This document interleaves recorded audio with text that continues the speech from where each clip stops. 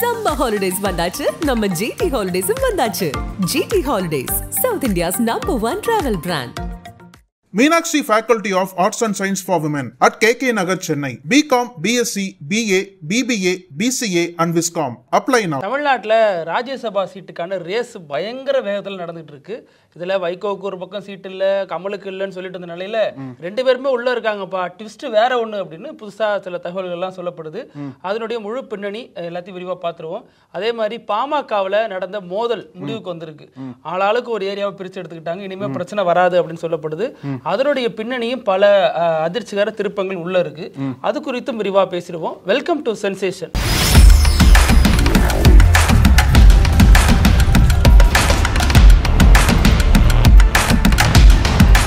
வணக்கம் பிருத்திவி. வணக்கம். இப்போ ஐபிஎல் காலம் இல்லையா, ஐபிஎல்ல வந்து பிளே ஆஃப்ஸ்லாம் போயிட்டு இருக்கு. ரெண்டாவது இன்னும் வரக்கூடிய நாட்கள்ல எந்த அணி வந்து டைரக்டா ஃபைனலுக்கு போக போறாங்க, யார் எலிமினேட் ஆக போறாங்கன்னு சொல்லிட்டு வரக்கூடிய நாட்கள்ல தெரிஞ்சிடும். சென்னை இல்ல, அந்த ஒரு பிளே ஆஃப் ஒரு பக்கம் போனாலும் தமிழ்நாட்டில் பார்க்கும்போது ராஜ்யசபா பிளே ஆஃப் அங்க 4 டீம்ஸ் இருக்கு, இங்க 6 இடங்கள் இருக்கு. யாரு ஆமா ட்ரெண்டிங்கா இருக்கணும்ல, யாரு இங்க எலிமினேட் ஆக போறாங்க, யாரு ஃபைனலுக்கு போய் யாருக்கு ஜாக்பாட் அடிக்க போகுது அப்படின்லாம் ராஜ்யசபா போட்டி வந்து தமிழ்நாட்டில் தீவிரம் அடைஞ்சிருக்கு. அந்த 6 இடங்களுக்கு அடுத்த மாதம் தேர்தல் வரப்போகுது இல்லையா, அடுத்த வாரம் ஜூன் 2ஆம் தேதி வேட்புமனு தாக்கல் தொடங்க போகுது. தமிழ்நாட்டில் பொதுவாக வந்து 18 ராஜ்யசபா உறுப்பினர்கள் இருக்காங்க. இவங்களுக்கு வந்து சுழற்சி முறையில் 6 பேருக்கு தேர்தல் நடைபெறும். எம்எல்ஏக்கள் தான் வாக்களிக்க முடியும். எப்படி அப்படின்னா, தமிழ்நாட்டில் ஒருத்தர் ராஜ்யசபா எம்பி ஆகணும் அப்படின்னா 34 எம்எல்ஏகளோட ஆதரவு தேவைப்படும். அதுதான் வந்து அரசியல் கணக்கு இங்க. ஸோ அப்படி பார்க்கும்போது 6 எம்பிக்கள் இப்போ போட்டிட்டு இருக்காங்க இல்லையா, 6 எம்பிக்கள் வந்து இப்போ இருக்க எம்பிக்கள் வந்து வெவ்வேறு கட்சியை சேர்ந்தவங்க. அதாவது திமுக கூட்டணி 4 பேர் இருக்காங்க. திமுகவில் 3 பேர், வைகோ ஒருத்தர் 4 பேர். இந்த பக்கம் பாத்தீங்க அப்படின்னா அதிமுக கூட்டணி 2019 அதிமுக கூட்டணி தேர்ந்தெடுக்கப்பட்ட அன்புமணி ராமதாஸ் ஒரு பக்கம் இருக்காரு, அப்புறம் சந்திரசேகர் ஒரு பக்கம் இருக்காரு அதிமுக. அந்த 6 பேரோட பதவிக்காலம் என்பது ஜூலை மாதம் காலியாகுது. அந்த 6 இடங்களுக்காக தான் அடுத்த மாதம் தேர்தல் நடக்கவிருக்கு. இதுல வந்து பல அரசியல் கணக்குகள், பல அரசியல் குழப்பங்கள். இப்ப சொல்ல போனா எப்படி சொல்றாங்க அப்படின்னா, இதுல வரக்கூடிய கூட்டணி கணக்கு தான் அடுத்த ஆண்டு வரக்கூடிய சட்டமன்ற தேர்தலுக்கு கூட்டணி முன்னோட்டமா இருக்கும் அப்படின்ற மாதிரி சொல்றாங்க. இதுல வந்து திமுக கூட்டணி ஒரு பக்கம் வந்து எந்த விதமான சிக்கலும் இல்லாம தான் இருக்காங்க. மறுபக்கம் பாத்தீங்கன்னா எதிர்கட்சி கூட்டணி, அதாவது அதிமுக கூட்டணியில தான் பல குழப்பங்கள் போயிட்டு இருக்கு. அதாவது எப்படி ஒர்க் ஆகும் அப்படின்னா, இப்போ நம்ம ஸ்ட்ரென்த் பத்தி பேசணும்னு வச்சுக்கோங்களேன், அசம்பிளியில வந்து திமுகவுக்கு மட்டும் 133 எம்எல்ஏக்கள் இருக்காங்க. கூட்டணியோட சேர்த்தணும் அப்படின்னா 160 கிட்ட வரும் திமுக. அதிமுக பாத்தீங்கன்னு வச்சுக்கோங்களேன் 66 எம்எல்ஏக்கள். இந்த 66 எம்எல்ஏக்கள்ல ஓபிஎஸ் அணியை சேர்ந்த 4 எம்எல்ஏக்கள் உள்ளடக்கம். இதுல அதிமுக 62, ஓபிஎஸ்ல 4 பேர் இருக்காங்க இல்லையா, அதனால 66 எம்எல்ஏக்கள். கூட்டணியோட சேர்த்தீங்க அப்படின்னா 75 வரும். அதாவது பாமக வந்து அதிமுக கூட்டணி தான் இருக்காங்க அப்படின்ற அடிப்படையில பாமக 5 எம்எல்ஏக்கள் இருக்காங்க, பாஜக 4 எம்எல்ஏக்கள் இருக்காங்க. ஸோ 75 எம்எல்ஏக்கள் வந்து அதிமுக வச்சிருக்காங்க இல்லையா. இப்ப வந்து அதிமுகவால 2 ராஜ்யசபா எம்பியை தேர்ந்தெடுக்க முடியும். ஏன்னா 34 கணக்கு வைக்கும்போது கிட்டத்தட்ட 70 எம்எல்ஏக்கள் வந்துடுறாங்க இதுலயே. ஸோ 2 இடங்கள் அதிமுக தக்க வச்சு கொள்ள முடியும். கூட்டணியோட பாக்கி 4 இடங்களை வந்து திமுக கூட்டணி தக்க வச்சுக்கும் அப்படின்ற மாதிரி செய்திகள் வருது. ஆனா யாரு தக்க வச்சுக்க போறாங்க, யாரு வந்து எலிமினேட் ஆக போறாங்க அப்படின்னு பார்க்கும்போது தான் திமுக என்ன சொல்றாங்க அப்படின்னா, 4 சீட் இருக்குல்ல, முன்னாடியே வந்து நாங்க கமல்கிட்ட டீலிங் பேசிட்டோம், அதனால கமலுக்கு தான் ஒரு ராஜ்யசபா கொடுப்போம்னு சொல்றாங்க. யாருக்கு பதிலா பாத்தீங்க அப்படின்னா வைகோவுக்கு இந்த வாட்டி சான்ஸ் கிடையாதுன்னு முதல்ல சொல்லிட்டு இருந்தாங்க. அதாவது வைகோ வந்து எனக்கு இந்த வாட்டி வாய்ப்பு வேண்டாம், அதுக்கு பதிலா அடுத்து வரக்கூடிய சட்டமன்ற தேர்தலில் மதிமுகவுக்கு அதிக சட்டசபை தொகுதிகள் கொடுக்கணும்னு சொல்லிட்டு திமுக கண்டிஷன் வச்சிருக்காரு போல. அதன்படி வைகோவுக்கு வாய்ப்பு இந்த வாட்டி கொடுக்க மாட்டாங்க, அதுக்கு பதிலாக கமலஹாசனை கொண்டு வர போறாங்க. ஏன்னா அதுதான் வந்து டீல் ஒத்துக்கிட்டாங்க இல்லையா, அதன்படி கமலஹாசன் கொண்டு வர போறாங்க. பாக்கி 3 இடங்களுக்கு ஏற்கனவே இருக்காங்க இல்லையா, வில்சன் வந்து வழக்கறிஞராக இருக்காரு இல்லையா. இந்த பல முக்கியமான வழக்குகளுக்கு திமுகவின் சார்பா, தமிழக அரசு சார்பா அவர் தான் சுப்ரீம் கோர்ட்ல வாதாடிட்டு இருக்காரு. ஸோ அவரோட பிரசன்ஸ் வந்து டெல்லியில நிச்சயமா திமுகவுக்கு தேவைப்படும். அப்படி பார்க்கும்போது வில்சனுக்கு மீண்டும் வாய்ப்பு கொடுக்கப்படும். அது மட்டும் இல்லாம அப்துல்லா, இவர் கணக்கு என்ன சொல்றாங்க அப்படின்னா, ஒரு பக்கம் இவருக்கு மீண்டும் வாய்ப்பு வழங்கப்படும் சொல்றாங்க. ஆனா இவர் என்ன சொல்றாரு அப்படின்னா, எனக்கு நான் வந்து மீண்டும் மாநில அரசியலுக்கே வரேங்க, அடுத்த ஆண்டு வரக்கூடிய தேர்தலில் நான் புதுக்கோட்டையிலிருந்து போட்டி போடலான் இருக்கேன்னு சொல்லிட்டு இவர் ஒரு கருத்து முன்வைக்கிறார். ஸோ ஒருவேளை இவருக்கு மீண்டும் வாய்ப்பு வழங்கப்படலாம். இல்லை அப்படின்னா இவரோட முடிவுப்படி மாநில அரசுக்கு வராரு அப்படின்னா இவருக்கு பதிலா யார் கொடுக்க போறாங்கன்னு சொல்லிட்டு ஒரு கேள்வி இருக்கு. ஆனா ஏற்கனவே புதுக்கோட்டையில 2 அமைச்சர்களுக்கு இடையில பிரச்சனை போயிட்டு இருக்கு. ஐயப்பன் ரகுபதின்னு உள்ள பெரிய சண்டை போயிட்டு இருக்கு. இது மறுபடியும் இவரு வந்தாருன்னா இவரு ஒரு தனி கோஷ்டி தனி பிரச்சனையா மாறும். சோ அடுத்து வந்து திமுகல 4வது இடம் யாருக்கு? இப்போ வந்து தொழிற்சங்கத்தின் சார்பாக இருக்கிறார் இல்லையா, சண்முகம் இருக்காரு இல்லையா, அவருக்கு வந்து அவர் கிட்டத்தட்ட ஒரு 90 வயதை நோக்கி போயிட்டு இருக்காரு. எப்படின்னா திமுக தொடக்க காலத்துல இருந்து போட்டிட்டு வராரு. 67 62 இதுல எல்லாம் தான் போட்டிட்டு இருக்காரு. ஸோ இப்போ அவருக்கு வந்து மீண்டும் வாய்ப்பு கொடுக்க மாட்டாங்கன்னு உறுதியாக சொல்கிறாங்க. ஸோ அவருக்கு பதிலாக யாரை வந்து திமுக நிறுத்த போகிறாங்க, ஒருவேளை மீண்டும் கூட்டணி கட்சியில் வாய்ப்பு கொடுக்க போகிறாங்களா இல்லை திமுகவே நிற்க போகிறாங்களா அப்படின்ற மாதிரி ஒரு பல யூகங்கள் கிளம்பியிருக்கு. இதில் மெயினாக வந்து முன்னாடி நீங்கள் சொன்ன மாதிரி வைகோவுக்கு வாய்ப்பே இல்லைன்னு சொல்லிட்டு இருந்தாங்க. ஆமாம், இந்த ஒரு உடன்படிக்கை இந்த பேச்சுவார்த்தைகள்லாம் நடத்தப்பட்டதுக்கப்புறம் ஸ்டாலினை பொறுத்த வரைக்கும் வைகோவுக்கு ஒரு வயதை எட்டிட்டாரு, அவருக்கு உரிய அங்கீகாரம் கொடுக்கணும் அப்படின்னு அவர் மனசில் ஒரு விஷயம் போயிட்டு இருக்கிறதா சொல்லப்படுது. நெருங்கிய வட்டாரத்தில் அதை பேசிட்டு வரதாகவும் சொல்லப்படுது. அதன் அடிப்படையில் வைகோவுக்கு ஒரு சீட்டு கொடுக்கறதா ஒரு மனசு முன் வந்து அதை பேசியிருக்காங்க. அதை அடுத்து கமல் வந்து நாடாளுமன்ற தேர்தலிருந்து ஒரு ஆதரவு வழங்கிட்டு வராரு, பேசிட்டு வராரு. அந்த அடிப்படையில் கமலுக்கு ஒன்று கொடுக்கணும் அப்படிங்கிறதா இதா இருக்கு. ஸோ இதுக்காக இவருக்காக இவரையோ விட்டு கொடுத்துடக்கூடாதுங்கிற அடிப்படையில் சண்முகத்தை இழக்க தயாரா இருக்காங்க. அதாவது அவருக்கும் ஒரு வயது ரொம்ப மூப்பு அடைஞ்சிட்டாரு, ஒரு முன்னாடி மாதிரி ஒரு ஆக்டிவா இருக்க முடியலங்கிற அடிப்படையில் அவருடைய ஒப்புதலுடன் தான் அந்த முடிவுக்கு வராங்க மாதிரி தகவல் சொல்லப்படுது. அதனால கமலும் உள்ள வராரு, வைகோவும் உள்ள வராரு. அதே நேரம் இதுல வந்து என்னன்னா இன்னொரு சிக்கல் திமுகவுக்கு என்னன்னா, திமுக பொறுத்த வரைக்கும் இப்ப ராஜ்யசபால அவங்க தான் 4வது பெரிய கட்சியா இருக்காங்க. ஒரு 10 MP இந்த கேட்டகரியில அவங்க இருக்காங்க. இது வந்து எங்க இந்த ஸ்டேட்டஸ் இழந்துருமோ அப்படின்னா உங்களுக்கு சின்ன தயக்கம் இருக்கு. என்னன்னா இப்ப வைகோ போறாரு அப்படின்னா ஒரு திமுக சார்பாக அங்க போக மாட்டாரு, அங்க வந்து மதிமுக கட்சியை ரெப்ரசென்ட் பண்ணி தான் உள்ள போறாரு. ஆனா கமல்கிட்ட என்ன பேச்சுவார்த்தை நடத்தப்பட்டிருக்கு அப்படின்னா, நீங்க திமுக சார்பா போனீங்கன்னா எங்களுக்கு அந்த 10ங்கிற கவுண்ட் வந்து குறையாத அளவுக்கு பார்த்துப்போம் அப்படிங்கிற மாதிரி ஒரு கோரிக்கை வச்சிருக்காங்க. அவரு இல்ல நான் வந்து அரசியல் ரீதியா மிகப்பெரிய வீழ்ச்சி அடைஞ்சிட்டேன்னு எதிரிகள் எல்லாம் குற்றம் சாட்டி வர நேரத்துல இதுவும் நான் சமரசம் பண்ணிட்டேன்னா சரியா இருக்காது, நான் மக்கள் நீதி மையம் சார்பாக போறேன் அப்படின்னு பேசிட்டு வரதாகவும் இது தொடர்பான பேச்சுவார்த்தைகள் 2 புறமும் போயிட்டு இருக்கிறதா சொல்லப்படுது. இதுல வந்து கமலுக்கு வாய்ப்புங்கிறது நிச்சயமாயிடுச்சு. மாதிரி வைகோ நீங்க சொல்ற மாதிரி எம்எம் அப்துல்லா முடிவை பொறுத்து அது வைகோவா எம்எம் அப்துல்லாவா சண்முகமான் முடிவு சொல்லப்படும். இருந்தாலும் வைகோவுக்கும் கிட்டத்தட்ட வாய்ப்பு கொடுக்கப்படும் அப்படிங்கறதா பலரது எதிர்பார்ப்பு, குறிப்பா அரசியல் நோக்கர்களுடைய எதிர்பார்ப்பு. இப்ப நீங்க சொல்ற கணக்குப்படி பார்த்தோம் அப்படின்னா 4 இடங்களுக்கு கமல், வைகோ, அப்துல்லா, வில்சன் அப்படியே பிக்ஸ் பண்ற மாதிரி சொல்றாங்க இல்லையா, 4 பேர் உறுதி பண்ணிட்டாங்க அப்படின்ற மாதிரி. இதுல அப்துல்லா எடுக்கக்கூடிய முடிவு என்ன இருக்கு? வைகோ வந்து உதயநிதியோட நெருங்கிய கூட்டாளி, அவருக்காக நிறைய இணையதளங்களை பிரச்சாரம் பண்ணி அதன் மூலமா வந்தவர் தான் இவர். சோ இவர் வந்து உதயநிதிய ஆதரவாளர்கள் அடிப்படையில் இவர் எடுக்கக்கூடிய முடிவுங்கிறது முக்கிய ஒரு தாக்கத்தை ஏற்படுத்தும் கட்சிக்குள்ள. அது மட்டும் இல்லாம திமுக நிர்வாகிகள் என்ன சொல்லிட்டு வராங்க அப்படின்னா, 4 இடங்கள்ல வந்து எதுக்காக 2 இடங்கள் நம்ம வந்து கூட்டணி கொடுக்கணும், ஏற்கனவே அசம்பிளி எலெக்ஷன் நிறைய இடம் கொடுத்துட்டு இருக்கோம், 4 இடங்கள்ல 3 இடங்கள் நம்ம திமுக போட்டி போடணும்னு சொல்லிட்டு ஒரு கோரிக்கையும் வைக்கிறாங்க. ஸோ அப்படி பார்க்கும்போது வைகோவுக்கு மீண்டும் ஸ்டாலின் வந்து ஜாக்பாட் கொடுப்பாரா, இல்லை ஸ்டாலின் ஓகே சொல்லுவாரா, இல்லை கமலஹாசன் மட்டும் கூட்டணி சார்பா போதும் மீதி இருக்கக்கூடிய 3 இடங்களையும் திமுக போட்டி போடலாம் அப்படின்ற முடிவுக்கு வருவாங்களான்னு தெரியல. ஏன்னா டைம் இல்லை அவங்க கையில். ஏன்னா ரொம்ப ஷார்ட் பீரியட் தான் இருக்கிற சமயத்தில் யாரெல்லாம் ஃபைனலா கேண்டிடேட்ஸ் வருவாங்கன்னு சொல்லிட்டு ஷார்ட் லிஸ்ட் பண்ற இடத்துல எல்லா கட்சிகளும் இருக்காங்க. இப்போ இல்ல ஸ்டாலினுடைய அணுகுமுறை தான் ரொம்ப ஸ்மார்ட்டா இருக்கு அப்படின்னு சொல்றாங்க. எல்லா தரப்பையும் எப்படி அனுசரிச்சு போறது இவரால முடியுதோ அப்படிங்கிற மாதிரியும் சொல்லப்பட்டு வருது. இதுல திமுகவுக்கு மட்டும் இருக்கக்கூடிய எம்எல்ஏன்னா 134 எம்எல்ஏக்கள் இருக்காங்க, கூட்டணியோட சேர்த்தோம்னா 159 எம்எல்ஏக்கள் இருக்காங்க. இதுல நீங்க பாத்தீங்கன்னா ஒரு 20க்கும் மேற்பட்ட 24 வாக்குகள் நினைக்கிறேன், 24 எம்எல்ஏக்கள் தனியா இருப்பாங்க. அந்த 4 பேரை செலக்ட் பண்ணதுக்கு அப்புறம் 24 ஓட்டு தனியா இருக்கும். அதுல ஒரு நபரை போட்டான்னா தேர்தல் வந்துரும். அதாவது 6 பேருக்கு கரெக்டா 6 வேட்பாளர்கள் போனா தேர்தல் வராது, நியமிச்சிருவாங்க. 6 பேருக்கு 7 பேர் வந்தா கூட அங்க தேர்தல் வைப்பாங்க. அந்த அடிப்படையில் இந்த 24 இதுக்கு ஏன் நம்ம இந்த ஓட்டை வேஸ்ட் ஆக்கணும், அது கொண்டு போய் வேற ஒருத்தருக்கு போறதுக்கு பதிலா நம்மளே ஒரு வேட்பாளர் நிறுத்துவோம், இன்னொரு 11 ஓட்டு வந்துச்சுன்னா நமக்கு நல்லது தானே, 23 ஓட்டுல இருந்து ஒரு 11 ஓட்டு வந்து நல்லது தானேங்கிற அடிப்படையில் அவங்களும் சிந்திக்கிறாங்க. அந்த அடிப்படையில் போடும் பொழுது இந்த ஓபிஎஸ் தரப்பினுடைய இது வந்து முக்கியத்துவம் அதிகமாக சொல்லப்படுது. அது அவங்களோட முடிவு என்னவா இருக்க போதும் தெரியல. ஓபிஎஸ்ல வந்து கிட்டத்தட்ட அவரு உட்பட மனோஜ் பாண்டியன், ஐயப்பன், அப்புறம் வைத்தியலிங்கம் உட்பட 4 எம்எல்ஏக்கள் இருக்காங்க இல்லையா. அந்த 4 எம்எல்ஏக்கள் வந்து அதிமுக நிலைப்பாடு தான் அவங்களும் எடுத்தாகணும். ஆனா அந்த உட்கட்சி கலாட்டா அந்த இதெல்லாம் அடிப்படையில வேற ஏதாச்சும் ஒரு முடிவு எடுத்துட்டாங்க, ஒருவேளை திமுக நிப்பாற்ற வேட்பாளருக்கு ஓட்டு போட்டாங்கன்னா யாருக்கு தெரிய போகுது, ஓட்டு போட்டாங்கன்னா அது அரசியல் ரீதியா ஒரு முக்கிய தாக்கத்தை ஏற்படுத்தும். அதே மாதிரி பாமகவை பொறுத்த வரைக்கும் அவர்கிட்ட 5 எம்எல்ஏ இருக்காங்க.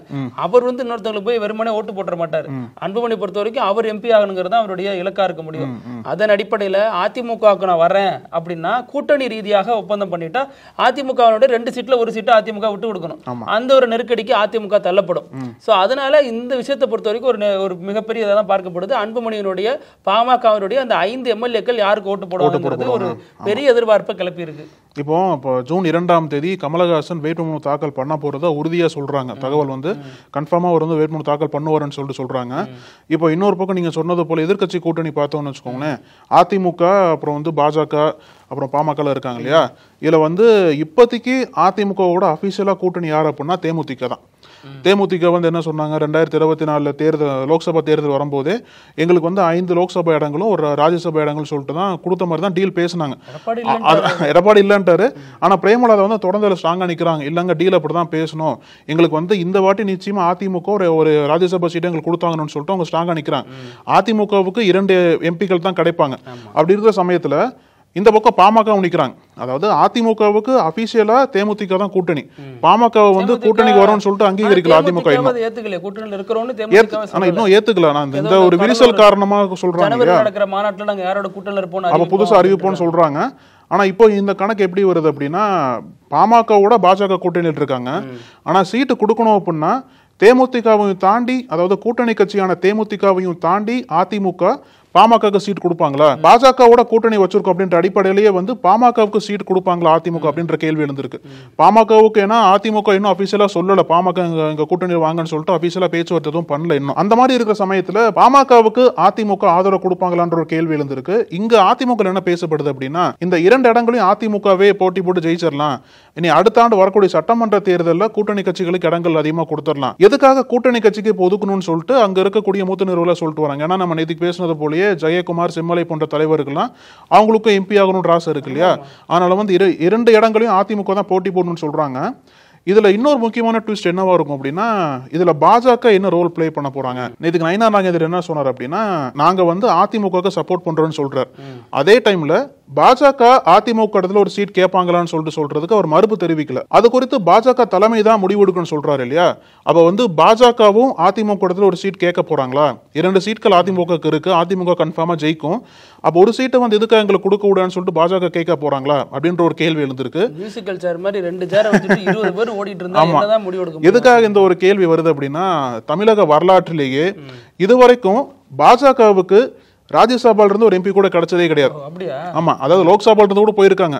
பொன் ராதாகிருஷ்ணன் வந்து 2014 போனார் இல்லையா, அது வந்து லோக்சபா தேர்தல். அது ராஜ்யசபால இருந்து பாஜகவுக்கு தமிழ்நாட்டில் வந்து ஒரு எம்பி கூட கிடைச்சதே கிடையாது. அந்த ஒரு வரலாறு இந்த வாட்டி பாஜக மாற்றக்கூடிய முயற்சிகள் எடுக்கிறதா சொல்றாங்க.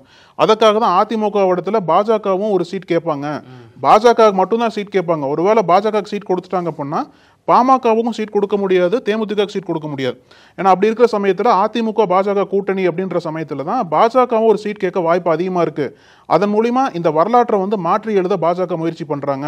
அது மட்டும் இல்லாம பாஜகவை சேர்ந்த ஒருத்தர் தமிழ்நாட்டில இருந்து ராஜ்யசபா எம்பி ஆகி சென்ட்ரல் மினிஸ்டர் ஆகிறதுக்கு காய் நகர்த்திட்டு இருக்காங்கன்னு சொல்லிட்டு பல செய்திகள்லாம் சொல்றாங்க. அதாவது பாஜக, ஏடிஎம்கே அப்புறம் பாமக மாநிலங்களவை தேர்தலுக்கான அவங்களுடைய அணுகுமுறை எப்படி இருக்கு அப்படின்னா, A=B, B=C, A=C அப்படின்னு கடைசியா முடிச்சிடுறாங்க.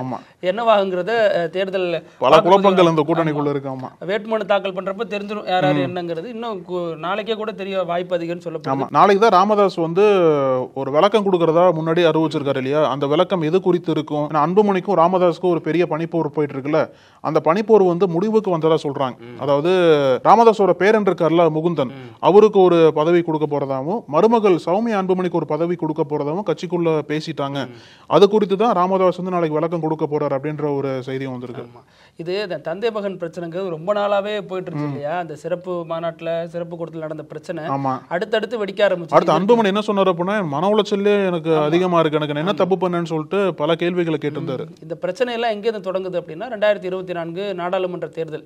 அந்த தேர்தலை பொறுத்த வரைக்கும் சௌமியா அன்புமணி தர்மபுரியில போட்டி போட்டாங்க. அங்க வந்து இவங்க நிக்கிறதுக்கு முன்னாடியே ராமதாஸ் ஒரு வேட்பாளரை அறிவிச்சாரு. அரசாங்கம்ங்கிற பேர்ல இவர் தான் நிக்க போறாருன்னு அறிவிச்சாரு.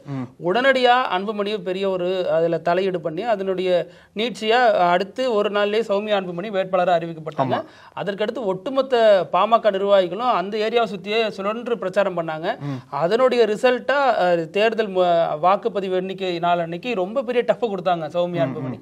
ஸோ அது வந்து தர்மபுரிக்கு வந்து பேர் தான் வந்து பாமகவை பொறுத்த வரைக்கும் விழுப்புரம் தலைமையகமாக இருக்கும். ஆனால் தர்மபுரி தான் பாமகவுக்கு பெரிய ஒரு சப்போர்ட்டிவான ஏரியா. அங்கே இருக்கக்கூடிய வாக்காளர்கள் எல்லா காலகட்டத்திலையும் அன்புமணியை ஆதரிச்சிருக்காங்க. தோற்றாலுமே ரொம்ப குறைவான மார்ஜினில் தான் தோற்பாங்க. 2014 ஜெயிச்சாரு, 2019 அவர் தோற்றாரு, 2024 இவங்க தோற்றாங்கன்னு. ஆனால் இந்த தோல்வி கூட குறைவான மார்ஜின் தான் இல்லையா? 2ஆம் இடத்துக்கு வந்தாங்க சௌமியா அன்புமணி. ஸோ இதுதான் வந்து அந்த ஒரு முக்கோண பிரச்சனை. அதாவது தனது மருமகளை எப்படி வேட்பாளராக போடலாம், நான் என்ன மீறி நீ எப்படி வேட்பாளரை மாத்தின, அரசாங்கத்தை ஏன் மாத்தின அப்படிங்கறதா ராமதாசனுடைய கோபமா இருந்துச்சு. அதற்கு அன்புமணி வந்து நம்ம தரப்புல எல்லாரும் வரணும், அந்த மக்கள் வந்து இங்க தொடர்ந்து நமக்கு வாக்களிக்கிறாங்கிற பட்சத்துல நம்ம குடும்பத்தில இருந்து ஒருத்தர் தான் அங்க வேட்பாளராக போகணுங்கிறது அன்புமணியோட தரப்பு வாதமா இருந்துச்சு. ஸோ இப்படி எல்லாருக்கும் ஒரு பார்வை இருக்கும் பொழுது இதுதான் அந்த ஒரு பிரச்சனை வரதுக்கு காரணம். அதை அடுத்து தான் பல கட்டமா போனிச்சு. கடலை தூக்கி போட்டுருனாரு, மைக்கு தூக்கி இவர் போட்டு போனாரு, அப்புறமா கசப்பெல்லாம் ஒன்றும் இல்லைனாரு, அப்புறம் நீச்சல் அடிச்சு இதனை ரொம்ப இயல்பா இருக்குன்னு காட்டிக்கிட்டாரு. இவர் கூட்டுற மீட்டிங் எதுக்குமே இவரோ அவர் சார்ந்த ஆட்களோ வர்றதில்லை. அவர் சார்ந்த ஆட்கள் திலகவாமா உள்ளிட்டவர்கள் ராமதாஸை விமர்சிக்கிற அளவுக்குலாம் போனாங்க. அப்புறம் இந்த தரப்புல இருந்து ராவணன் போன்றவர்கள்லாம் இங்க பதிலடி கொடுத்தாங்கன்னு பெரிய கலையபரமா மாறிட்டு வந்துச்சு இந்த பிரச்சனை. யுக்ரைன் ரஷ்யா போர் மாதிரி இருக்கு. ஆமா, கிட்டத்தட்ட அப்படிதான் போயிட்டு இருக்கு. சோ இந்த பிரச்சனையில இப்போ ஒரு முடிவு கேட்டிருக்காங்களா அழகு. என்னன்னா பாமக கௌரவ தலைவர் ஜி.கே. மணி இருக்காரு இல்லையா, அவர் தரப்புல தான் ரெண்டு தரப்புலையும் பேசிட்டு வராங்க. ஜி.கே. மணியவே ஒரு பொதுவான ஒரு பிரஸ் மீட்ல வச்சு அன்புமணி மோசமா நடத்திட்டாரு. அந்த வீடியோ எல்லாம் பார்த்தோம். ஆமா, சட்டமன்றத்துக்கு போய் என்ன பேச போறீங்க அப்படின்லாம் பேசி விமர்சிச்சாரு. சோ அவர் தான் ரெண்டு தரப்புக்கும் பாலமா இருந்து செயல்பட்டு வராரு. அவரே அவர் தான் தப்பு சொன்னாங்க இல்லையா, நீங்க தான் வந்து அப்பா மகனுக்கும் இடையில சண்டை மூட்டி விடுறீங்கன்னு சொல்லிட்டு அவர் தான் பெரிய குற்றம் சட்டமன்றத்துல ஸ்டாலினுக்கு ஆதரவா பேசிட்டு இருக்கீங்கன்னு சொல்லிட்டு அவரை தான் கார்னர் பண்ணாங்க எல்லா பாமகவினரும். ஸோ இதெல்லாம் போயிட்டு இருக்கப்போ தான் இந்த பிரச்சனை வந்து கிட்டத்தட்ட எம்ஜிஆர் பாணியை அன்புமணி கையில் எடுத்தார். நீங்க சொன்ன மாதிரி அதே தர்மபுரியில் நடந்த ஒரு மீட்டிங்ல இண்டோர்ல பேசுறாரு. நான் என்ன தப்பு பண்ணேன், என்னை வந்து பதவி விட்டு நீக்கிட்டாங்க, கிட்டத்தட்ட ஒரு மாசமா தூக்கம் இல்லாம மன உளைச்சல் இருந்தேன்னு பேசின அவர் அந்த பேச்சுங்கிறது பாமகக்குள்ள பெரிய அதிர்வலைகளை ஏற்படுத்திடுச்சு. அதனாலதான் வேற வழியே இல்லாம ராமதாஸ் கொஞ்சம் இறங்கி வந்தாரு. இது குறித்து அவர்கிட்ட கேட்டப்ப இந்த மன உளைச்சலா இருக்குங்கிறாரு, இதுக்கு என்ன சொல்றீங்கன்னு கேட்டப்ப நான் வந்து வியாழக்கிழமை பதில் சொல்றேன்டாரு. நாளைக்கு அந்த பதில் வரும்னு எதிர்பார்க்கப்படுது. அதுல என்ன ஒரு முடிவு எடுக்கப்பட்டிருக்கு அப்படின்னா, அன்புமணிக்கு வந்து அதே தலைவர் பொறுப்பை மீண்டும் நீங்களே வச்சுங்கிற மாதிரி கொடுக்க போதாகவும், வன்னியர் சங்கத்தில் ஒரு முக்கியமான பொறுப்பை இந்த பிரச்சனைகளுக்கெல்லாம் ஊற்றுக்கண்ணா இருக்கக்கூடிய முகுந்தன் அவரது மகள் வழி மகன் பேரனுக்கு கொடுக்க போறதாகவும் சொல்லப்படுது. சோ இது வந்து இந்த ஒரு பக்கம் சார்ட் அவுட் ஆனிச்சுன்னா, இன்னொரு பக்கம் நம்மளே நம்ம ஷோல பேசியிருந்தோம் அதுக்கு முன்னாடி மாமனார் விசஸ் மருமகள் அரசியல் தான் போயிட்டு இருக்கு அப்படின்னு. சோ அவங்களுக்கும் கட்சியில இளைஞர் அணி உள்ளிட்ட சில முக்கிய பொறுப்புகள் கொடுக்க போறாங்க அப்படிங்கிற தகவலும் சொல்லப்படுது. இப்ப நீங்க நல்லா கவனிச்சீங்கன்னா பேசிட்டு இருக்க இதே காலகட்டத்துல சௌமியா அன்புமணி தர்மபுரியில அங்கதான் இப்ப டென்ட் போட்டு இருக்காங்க. அங்க பல வீட்டுல நடக்கக்கூடிய காது குத்து, கல்யாணம், பல நிகழ்ச்சிகளுக்கு போயிட்டு வந்துட்டு இருக்காங்க. அடுத்த எலெக்ஷனுக்கு இப்பவே பாமக தயாராயிடுச்சு. சோ தந்தை மகன் மாமனார் மருமகள் கடையில ஒரு சுமூகமான ஒரு முடிவு எட்டப்பட்டிருக்கு. இதையடுத்து பாமக அடுத்த கட்ட அரசியல் நகர்வுகளை கொண்டு வரும். பாஜகவா அதிமுகவாங்கிற அந்த ஒரு கூட்டணி குறித்த பேச்சுவார்த்தைகள் நடக்கும் அப்படின்னு எதிர்பார்க்கப்படுது. ஆமா, சோ நீங்க சொன்னது போல இத்தனை பிரச்சனைகள் பாமகக்குள்ள இருக்கு இல்லையா, அவங்க என்ன முடிவு எடுத்திருப்பாங்க அப்படின்னா, ஏப்பா ஃபர்ஸ்ட் இந்த பிரச்சனை தீர்த்துட்டு வர, எங்களுக்கு எம்பி சீட் எதுவுமே வேண்டாம், ஃபர்ஸ்ட் இந்த பிரச்சனையை தீர்த்துட்டு அதுக்கப்புறம் வரோம்னு சொல்லிட்டு முடிவு எடுத்திருப்பாங்கன்னு நினைக்கிறேன். அதனாலேயே கூட நீங்க இந்த முடிவு எடுக்கப்பட்டதுன்னு சொன்னாலும் அந்த முடிவு எந்த அளவுக்கு ஸ்ட்ராங்கா அதுல நிக்க போகுது, எந்த அளவுக்கு ஸ்ட்ராங்கா கட்சிக்காரங்க நிக்க போறாங்க அப்படின்றதுல தான் அடுத்த கட்ட காயநகர்வா அன்புமணி வந்து அந்த எம்பி தேர்தல் குறித்து பேசுறதுக்கு வாய்ப்பு இருக்கு. ஒருவேளை பாமகக்குள்ள இன்னும் முட்கட்சி போசல் அதிகமா போயிட்டே இருந்தது அப்படின்னா இந்த எம்பி தேர்தலை அன்புமணி புறக்கணிக்கவும் வாய்ப்பு இருக்கு. போட்டி போடாம ஃபர்ஸ்ட் இந்த பிரச்சனையை முடிப்போம், சட்டசபை தேர்தல் ஃபர்ஸ்ட் கவனம் செலுத்தணும்னு சொல்லிட்டு அன்புமணி ஒதுங்கி கூட வாய்ப்பு இருக்கு. கட்சி அன்புமணி பக்கம் தான் நிக்குது, வன்னியர் சங்கம் தான் ஒரு பக்கம் நிக்குது. அது ஒரு பார்க்க வேண்டியதா இருக்கு. ரெண்டாவது, சிங்கத்தின் கால்கள் பழுதுபடல அப்படின்னு ஒரு சொல்றாரு. நாளைக்கு ஒரு கொடுக்கக்கூடிய பதில், அதுக்கப்புறம் வரக்கூடிய நடவடிக்கை பொறுத்து தான் ராமதாஸ் சொல்றபடி அவரது கால்கள் பழுதுபட்டிருக்கா இல்லையாங்கிறதுலாம் தெரிய வரும். புதுசா யோசிக்கிறாங்கன்னு சொல்றாங்களா அழகு, அது மாதிரி ஒரு பகுதி தான் நம்ம இன்னைக்கு பார்க்கக்கூடிய இப்படி இல்லாம நடக்குங்கிற பகுதியில பார்க்க போறோம். ஒரு அளவு இல்லையோ உங்களோட இன்னோவேட்டிவ் திங்கிங்க்கு அப்படிங்கிற மாதிரி தான் மெட்ரோ ட்ரெயின், அது சைனா போன்ற பகுதிகளில் நடக்கிற மாதிரி தான் தெரியுது. ஒரு வீடியோ வைரல் ஆயிட்டு இருக்காங்க. அந்த வீடியோல என்னன்னா, ஒரு பையன் பையன் வந்து ஒரு இளைஞர், அவர் வந்து என்ன பண்றாரு, நடந்து வரும்பொழுது அவர் மாட்டிருக்க பையங்கிறது அங்க உட்காந்துருக்க அத்தனை பேரையும் இருக்குது. இது என்னது பைதானா இல்ல உள்ள போறது வெளில எதுவும் போட்டு வந்துட்டாரா அப்படிங்கிற மாதிரி எல்லாம் வரிசையா பாத்துட்டு இருந்தாங்க. என்னன்னு பார்த்தா அந்த பைய இன்னர் வேர் மாதிரி போட்டிருக்காரு, அந்த ஜட்டி வடிவத்துல டிசைன் வடிவில் இருக்கு. அது என்ன கீழே கீழே விழுந்துருமா, எப்படி பாக்குறவெல்லாம் பதறா என்ன அது அப்படின்னு. அது வந்து புது ட்ரெண்ட்னு சொல்றாங்க. இருந்தாலும் பலருக்கு சந்தேகம் தெரியல, அது உண்மையிலேயே பைதானா இல்ல உள்ளாடையா, இவரா தச்சு எதுவும் மாத்திட்டு வந்திருக்காரா அப்படிங்கிற மாதிரி பாக்குறாங்க. உங்களோட இன்னொட்டில தீய வைக்க அப்படின்னு நம்ம ஊர்காரெல்லாம் பலரும் இதுல கமெண்ட் பண்ணிட்டு இருக்காங்க. ஓகே பிரதீப், இன்னைக்கு நம்ம அந்த ராஜ்யசபா தேர்தல் குறித்து பல முக்கியமான விஷயங்கள், இங்க இருக்கக்கூடிய நிலவரங்கள்லாம் என்னன்னு குறித்து இன்னைக்கு விரிவா பேசணும். நம்ம தொடர்ந்து பேசலாம். நன்றி. நன்றி அழகு. நக்கீரன் டிவிக்கு சப்ஸ்கிரைப் செய்யுங்கள். உங்கள் ஆதரவே எங்கள் பலம். ஆசிரியர்களுக்கு நண்பனாகவும் மாணவர்களுக்கு ஆசானாகவும் திகழும் தேர்வு வழிகாட்டி. ஒவ்வொரு பாடத்திற்கும் அனுபவமிக்க ஆசிரியர்களின் துல்லியமான தெளிவான விடைகள். CNC இருக்கு, தேர்வு பயம் எதற்கு? இது தீரன் பப்ளிஷிங் ஹவுஸ் விற்பனை வெளியீடு.